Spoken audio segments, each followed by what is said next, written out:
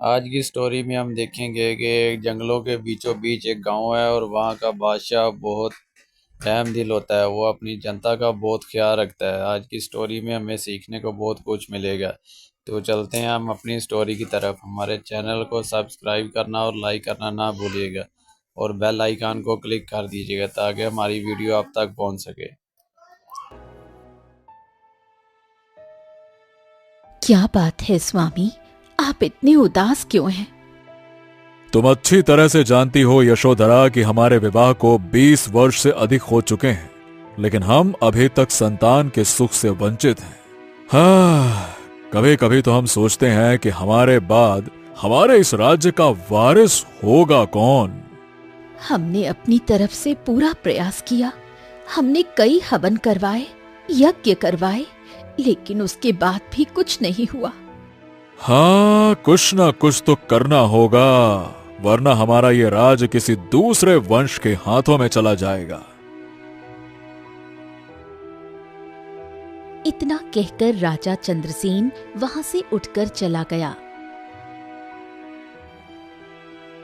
उस रात की नींद उनकी आंखों से गायब थी।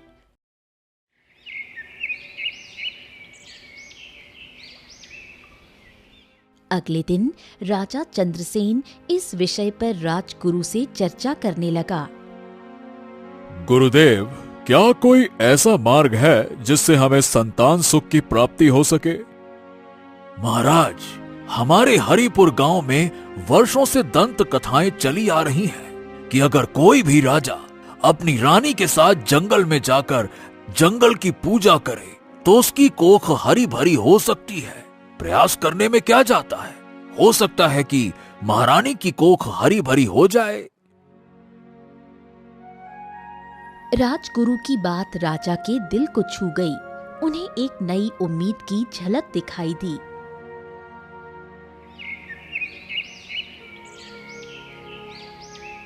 अगले दिन राजा चंद्रसेन अपनी पत्नी यशोधरा को लेकर जंगल की ओर चल पड़े। पूजा के बाद वो दोनों शांत मन से वापस लौट आए। पर यशोधरा की कोख सूनी ही रही। राजा चंद्रसेन की संतान पाने की इच्छा असफल हो चुकी थी। तमाम प्रयासों के बाद भी उन्हें कोई उत्तर नहीं मिला। अब देखिए महाराज, संतान का प्राप्त होना अब मनुष्य के हाथ में तो नहीं है। आपने अपने पक्ष से हर संभव प्रयास कर लिया है। अब आपको खुद को किस्मत के सहारे छोड़ देना चाहिए।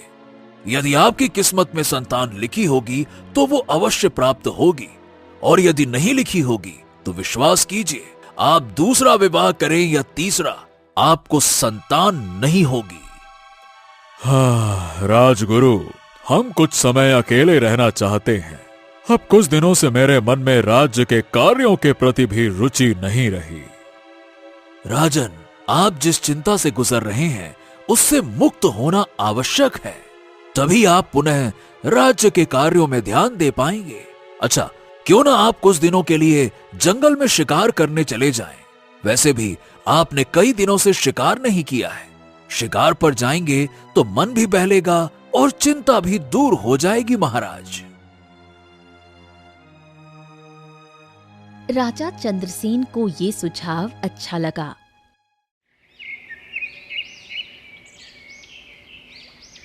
अगली सुबह वो अकेले घोड़े पर सवार होकर जंगल की ओर निकल पड़े।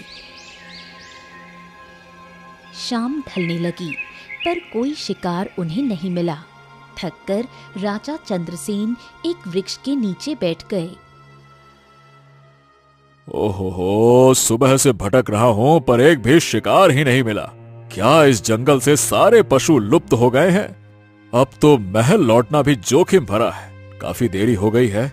अच्छा तो यही होगा कि रात यहीं बिता लूं। राजा चंद्रसेन आंखें मूंद कर लेट गए। तभी एक तेज धमाके से उनकी नींद खुल गई।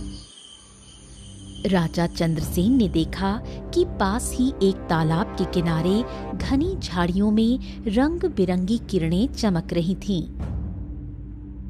ये कैसा दृश्य है?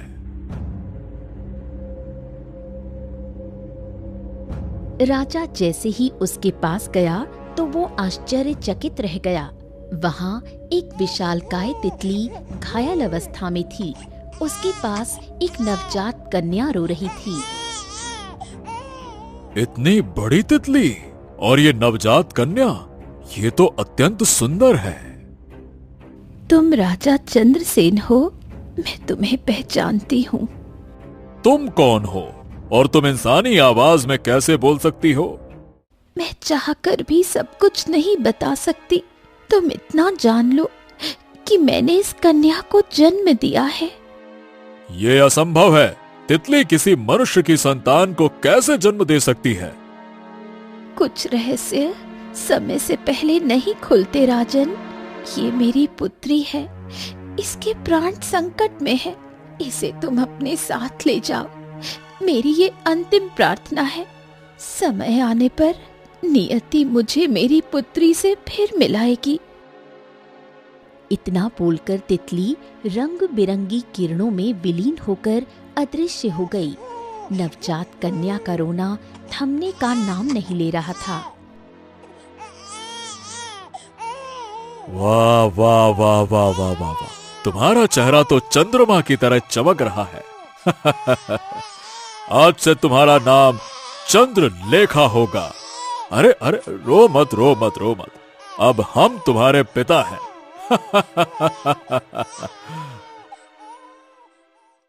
राजा चंद्रसेन उसी रात महल लौट आया।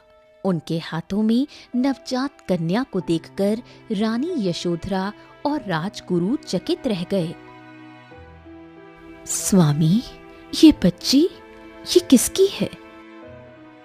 राजा चंद्रसेन सारी घटना बताते हुए बोला।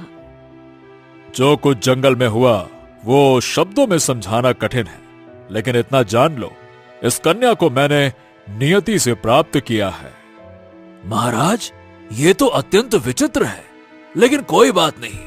आखिरकार ईश्वर ने आपकी प्रार्थना सुन ली। जब मैंने इसे पहली बार देखा ना राजगुरु, मुझे अपने भीतर पिता का प्रेम उमड़ता हुआ महसूस हुआ। इसका चेहरा तो सचमुच चंद्रमा की तरह चमक रहा है। इसका नाम चंद्रलेखा ही होना चाहिए। अरे मैंने भी तो इसका यही नाम रखा है, चंद्रलेखा। चंद्रलेखा का जीवन एक रहस्य से प्रारंभ हुआ। धीरे धीरे राजा चंद्रसेन और रानी यशोधरा की छत्र छाया में वो बड़ी होने लगी। समय इसी तरह बीतता रहा।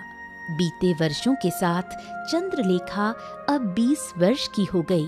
एक दिन चंद्रलेखा अपने महल के बगीचे में अपने पिता राजा चंद्रसेन और यशोधरा के साथ बैठी हुई थी कि तभी एक शेर वहां आ पहुंचा और बुरी तरह से दहाड़ने लगा। यशोधरा, चंद्रलेखा, जल्दी से पीछे हटो। ये शेर अगर और पास आया तो तुम दोनों पर हमला कर देगा। जल्दी करो। तभी अचानक चंद्रलेखा की आंखें नीली हो गईं। उसके चेहरे पर गंभीरता उतर आई। ठहरिए पिताजी, अपनी तलवार म्यान में रख लीजिए। ये शेर हमें मारने नहीं बल्कि मदद मांगने आया है।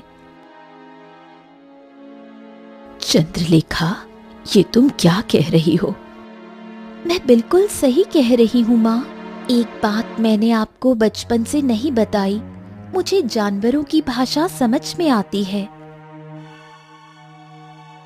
इतना कहकर चंद्रलेखा बगीचे की एक झाड़ी के पास चली गई। उसने एक पत्ती तोड़ी और उसे पीसकर शेर की टांग पर लगा दी, जहां से हल्का रक्त बह रहा था। भागते समय तुम्हारे पैर में कांटा चुभ गया था, इसी वजह से तुम्हें दर्द हो रहा था। अब तुम कुछ ही दिनों में ठीक हो जाओगे, लेकिन अब तुम जंगल चले जाओ, यहाँ मत आना, नहीं तो इंसान तुम्हें मार डालेंगे। शेर सिर झुकाता हुआ दौड़कर वहां से चला गया। राजा चंद्रसेन और रानी यशोधरा की आंखों में आश्चर्य ठहर गया। चंद्रलेखा मुस्कुराती हुई अपने कक्ष की ओर चली गई।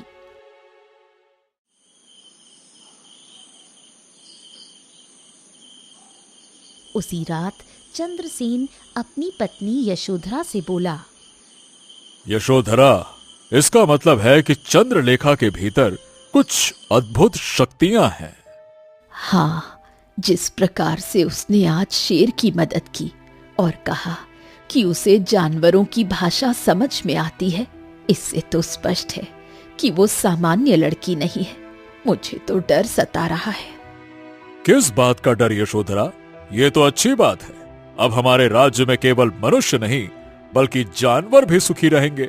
उनकी भाषा चंद्रलेखा समझती है, ये तो अच्छी बात है। लेकिन सोचिए, चंद्रलेखा आम मनुष्यों से बिल्कुल अलग है। एक ना एक दिन उसे अपने अस्तित्व का एहसास जरूर होगा। फिर वो अपने जन्म और अपनी सच्चाई की खोज शुरू करेगी। हाँ, चिंता मत करो यशोधरा, मुझे याद है। उस विशाल तितली ने मुझसे साफ साफ कहा था कि नियति एक दिन उसे चंद्रलेखा से जरूर मिलाएगी। लेकिन देखो रानी, अगर हमने चंद्रलेखा को सच्चे हृदय से बेटी जैसा प्रेम दिया है ना, तो वो हमें कभी छोड़कर नहीं जाएगी।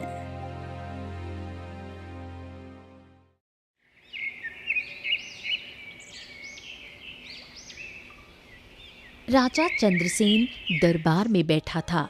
तभी एक किसान वहां आ पहुंचा। महाराज, महाराज, महाराज, महाराज, मेरी जमीन बंजर हो चुकी है। कृपया करके कुछ धन दे दीजिए ताकि मैं दूसरी जमीन खरीद कर खेती कर सकूं महाराज।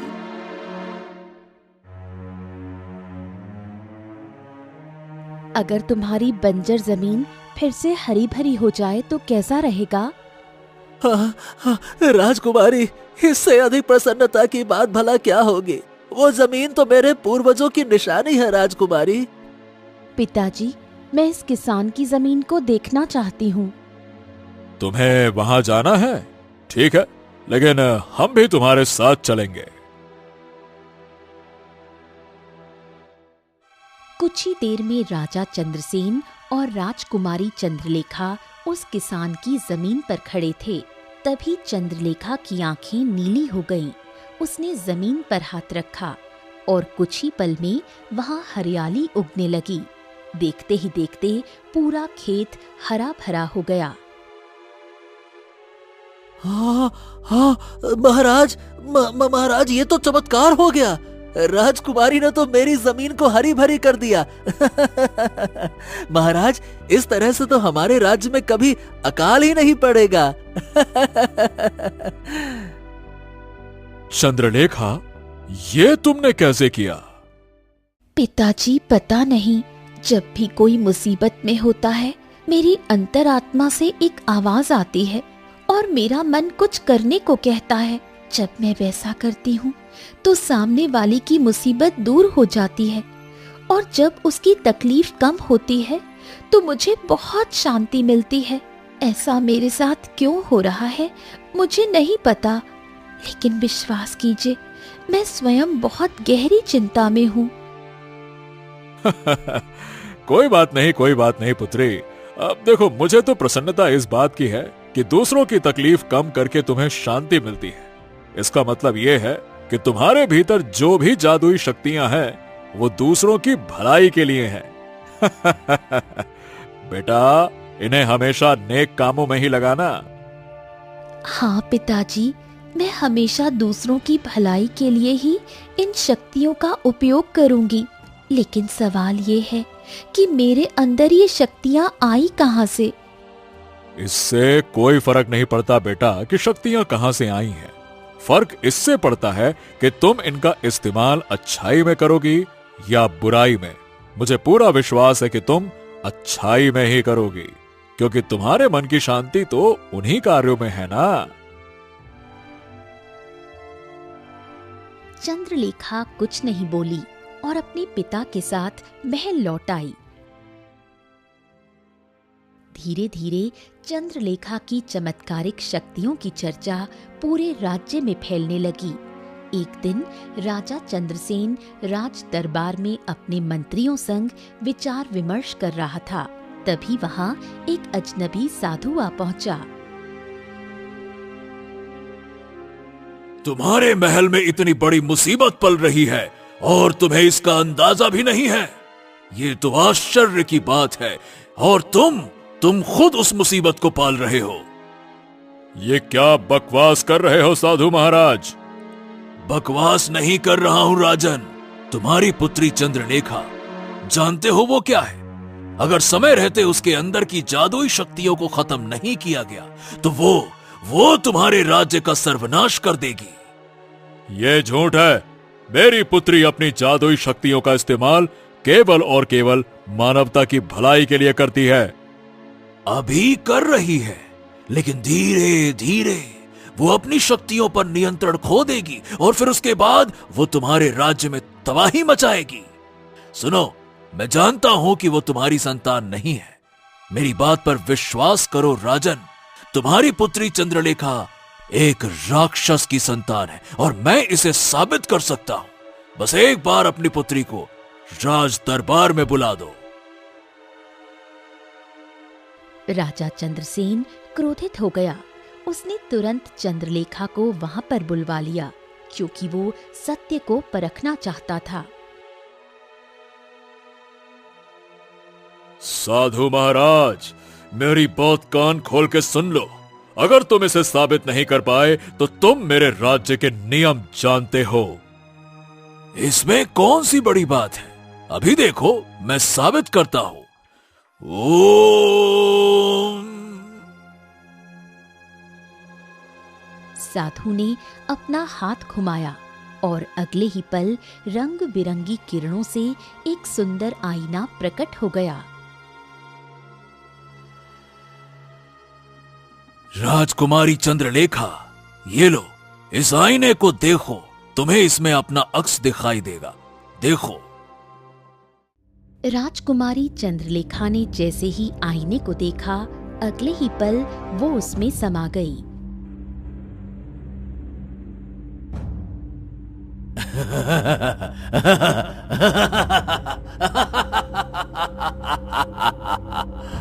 मूर्ख राजा, बरसों से मैं इसी की तलाश में था।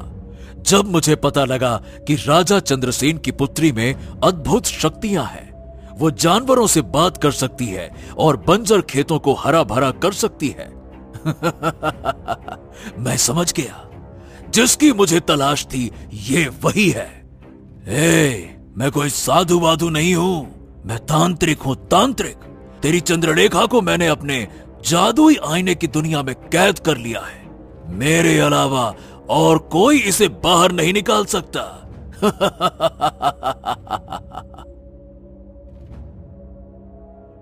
तभी आईने के भीतर चंद्रलेखा की आंखें नीली हो गईं। अचानक कांच चटक कर टूट गया और चंद्रलेखा बाहर आ गई। कांच के टुकड़े चारों ओर बिखर गए। हाँ, अरे ये तो मेरी उम्मीद से कहीं ज्यादा शक्तिशाली निकली। अरे इस आईने से तो बाहर निकलना ही नामुमकिन था, लेकिन इसने कर दिखाया। ओह, इसका मतलब कि ये अपनी मां से भी ज्यादा शक्तिशाली है। तुम किसकी बात कर रहे हो? ये मत समझना कि मैं हार गया। ओम ह्रीं क्लीं, मैं वापस आऊंगा। इतना कहकर तांत्रिक रंग बिरंगी किरणों से वहां से गायब हो गया। चंद्रलेखा बुरी तरह से विचलित हो गई और अपने कक्ष की खिड़की पर आकर खड़ी हो गई। कुछ देर बाद राजा चंद्रसेन और रानी यशोधरा वहां पहुंच गए। पिताजी, वो तांत्रिक मेरी माँ का जिक्र कर रहा था, जबकि मेरी माँ तो मेरे सामने खड़ी है। मुझे बताइए कि सच्चाई क्या है? कौन था वो तांत्रिक और मेरे अंदर जादुई शक्तियाँ क्यों हैं? आपने कभी मुझे सब कुछ स्पष्ट क्यों नहीं बताया? नहीं, कुछ मत कहिए। नहीं यशोधरा, अब इस सच्चाई को हम ज्यादा दिन तक छुपा नहीं सकते। हमें यह सच बताना ही होगा। देखो बेटी, यह सच है कि तुम हमारी संतान नहीं हो। बरसों पहले तुम हमें घने जंगल में मिली थी। राजा चंद्रसेन उस दिन की पूरी घटना विस्तार से चंद्रलेखा को बताने लगा। तो मैं एक तितली की संतान हूँ? हाँ, सच्चाई तो यही है। वो एक तितली थी या कुछ और, ये हमें नहीं पता, लेकिन जब मेरी उससे बातचीत हुई तब वो एक विशाल तितली के रूप में थी। चंद्रलेखा गहरी सोच में डूब गई। तो फिर मुझे उससे मिलना होगा। मुझे अपनी सच्चाई जाननी बहुत जरूरी है। लेकिन बेटी, हमें डर है कि तुम कहीं हमें छोड़ कर न चली जाओ। नहीं पिताजी, आप स्वयं सोचिए, मेरा सच्चाई का पता लगाना कितना आवश्यक है। वो तांत्रिक जो अभी आया था कितना शक्तिशाली था। उसने फिर धमकी दी है कि वो वापस आएगा। इससे पहले कि वो मुझ पर कोई और जादू आजमाए, मुझे अपने अस्तित्व का पता लगाना ही होगा। ठीक है बेटी, जैसी तेरी इच्छा। लेकिन बेटा, तुम अपने अतीत का पता कैसे लगाओगी? मैं उसी जंगल में जाऊंगी जहां बरसों पहले आपने मुझे पाया था। तो मैं भी साथ चलूंगा। नहीं पिताजी, मैं आपके जीवन को खतरे में नहीं डाल सकती। मुझ पर भरोसा रखिए, मैं वापस जरूर आऊंगी।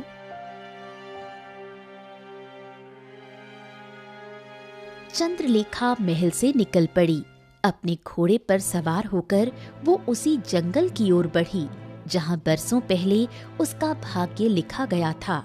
कुछ देर बाद चंद्रलेखा एक घने जंगल में खड़ी थी। तभी उसके कानों में एक भारी आवाज गूंजी। कौन हो तुम?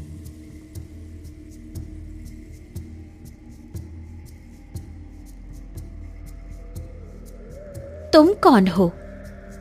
मैं एक साधु हूँ। कुछ देर पहले राजमहल में भी एक साधु आया था, लेकिन वो पाखंडी निकला। मैं तुम पर कैसे विश्वास करूं कि तुम सच में साधु हो? तुम मानव नहीं हो। मेरी बात पर विश्वास करो, मैं साधु ही हूँ। मैं अपनी जादुई शक्तियों से देख सकता हूँ कि तुम एक सामान्य मनुष्य नहीं हो। यदि तुम चाहो तो स्वयं पहचान सकती हो कि मेरा स्वभाव कैसा है। ये सुनकर चंद्रलेखा चौंक गई। अचानक उसकी आंखें नीली हो गईं और कुछ क्षणों बाद सामान्य हो गईं। मेरा नाम चंद्रलेखा है और अब मैं जान गई हूँ कि आप वास्तव में एक साधु हैं। लगता है तुम्हें अपनी पूरी शक्तियों का ज्ञान नहीं है। कोई बात नहीं, धीरे धीरे वो शक्तियां तुम्हारे भीतर लौट रही हैं। तुम ये बताओ कि यहाँ क्यों आई हो? चंद्रलेखा ने साधु को पूरी घटना विस्तार से सुनाई। साधु ये सब सुनकर स्तब्ध रह गया। ओह, तो इसका अर्थ है कि तुम उसी परी की संतान हो जिसे वर्षों पहले एक तांत्रिक ने अपने काले जादू से तितली में बदल दिया था। दुर्भाग्यवश वो परी उस समय गर्भवती थी। आप ये सब कैसे जानते हैं? मैंने उस बेचारी परी को बचाने की बहुत कोशिश की थी, लेकिन वो तांत्रिक बहुत घातक तंत्र क्रिया करके आया था। मेरी शक्तियां उसके आगे निष्क्रिय हो गईं। लेकिन अब तुम ही हो जो उसका सामना कर सकती हो। देखो, मैं जानता हूं कि उसने तुम्हारी मां को कहां कैद कर रखा है। राजमहल में जो तांत्रिक आया था वही है जिसने तुम्हारी मां को बंदी बनाया है। उसे शायद ज्ञात हो गया है कि तुम परी की संतान हो। वो वर्षों पहले से तुम्हारे पीछे पड़ा था। तुम्हारी बलि देकर वो और शक्तियां प्राप्त करना चाहता था। मान के चलो कि वो अमर बनना चाहता था। जब तुम्हारी मां ने इनकार किया तो उसने उसे तितली में परिवर्तित कर दिया। मैं वहां पहुंचा और अपनी कुछ शक्तियों से तुम्हारी मां को थोड़ी देर के लिए ओझल करने में सफल रहा। लेकिन जब वो पुनः प्रकट हुई तो वो घायल थी और उसके गर्भ का कोई चिन्ह नहीं था। तांत्रिक ने कई बार पूछा कि उसने अपनी संतान को कहां छुपाया, लेकिन तुम्हारी मां ने कभी नहीं बताया। वो उसे अब भी लगातार प्रताड़ित कर रहा है। जब मैंने दोबारा उसे बचाने का प्रयास किया तो उसने मुझे जादू से बेहोश कर दिया। अब वो एक विशाल गुफा में तुम्हारी मां को बंदी बनाकर रखे हुए है। उस गुफा का प्रवेश द्वार शक्तिशाली मंत्रों से सुरक्षित है जिसे मैं नहीं पार कर सकता, लेकिन हां, मैं तुम्हें वहां पहुंचा जरूर सकता हूं। तो फिर मुझे वहां ले चलिए साधु महाराज। साधु ने चंद्रलेखा का हाथ पकड़ा और अगले ही पल दोनों वहां से अदृश्य हो गए। कुछ ही देर में वो एक गुफा के पास प्रकट हो गए। वो सामने जो गुफा है उसी के भीतर तुम्हारी मां कैद है। देखो, मैं अंदर नहीं जा सकता, लेकिन मुझे विश्वास है कि तुम वो रक्षा घेरा पार कर लोगी। चंद्रलेखा निर्भीक होकर गुफा के भीतर प्रवेश कर गई। भीतर एक विशाल तितली दर्द से करहा रही थी और सामने वो तांत्रिक खड़ा था जो राजमहल में आया था। अच्छा, तो तू पता करते करते यहां तक पहुंच गई। लेकिन अब तू यहां से बाहर नहीं जा पाएगी। पर यह कैसे संभव है? मैंने जो अभिमंत्रित घेरा गुफा के बाहर बनाया था उसे तो कोई पार ही नहीं कर सकता। तुझे तो वहीं राख हो जाना चाहिए था। ओह, शायद मैं भूल गया था कि तू अपनी मां से भी अधिक शक्तिशाली है। चंद्रलेखा की आंखें अब नीली नहीं लाल हो गईं। उसकी आंखों से अग्नि शिखाएं निकलने लगीं और तांत्रिक के शरीर पर पड़ने लगीं। ये कैसे संभव है?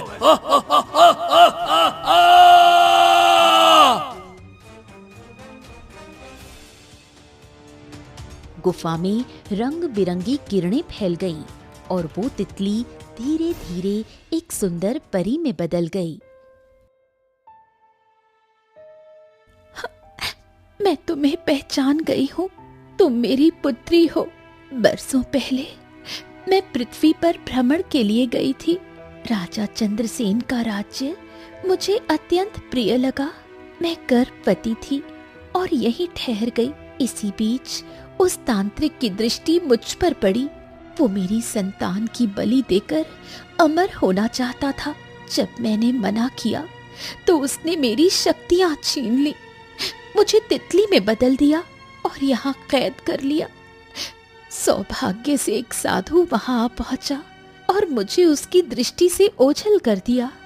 जब मेरी चेतना लौटी, तुम जन्म ले चुकी थी और राजा चंद्रसेन मेरे सामने खड़ा था। मैंने तुम्हारी रक्षा के लिए तुम्हें उन्हें सौंप दिया। मैं सच्चाई बताना चाहती थी, पर डरती थी कि कहीं वो विश्वास न करें। मैंने उन्हें कुछ नहीं बताया और अचानक गायब हो गई। जब मेरी आंख खुली, मैं दोबारा उसी स्थान पर थी, तांत्रिक के सामने। और तभी से मुझे विश्वास था कि तुम एक दिन आकर मुझे मुक्त करोगी। चंद्रलेखा मुस्कुराने लगी। परी ने उसका हाथ थामा और दोनों राजा चंद्रसेन के दरबार में प्रकट हो गए। राजन, ये वही कन्या है जिसे मैंने वर्षों पूर्व आपको सौंपा था। ये मेरी संतान है। यशोधरा की आंखों में आंसू भर आए। हमने इसे अपनी पुत्री समझकर पाला, लेकिन अब ये हमसे दूर हो जाएगी। माँ, जो सत्य है वो ये है कि मैं आपकी पुत्री नहीं हूँ, लेकिन जो प्यार आपने दिया है वही मेरे जीवन की सबसे बड़ी सच्चाई है।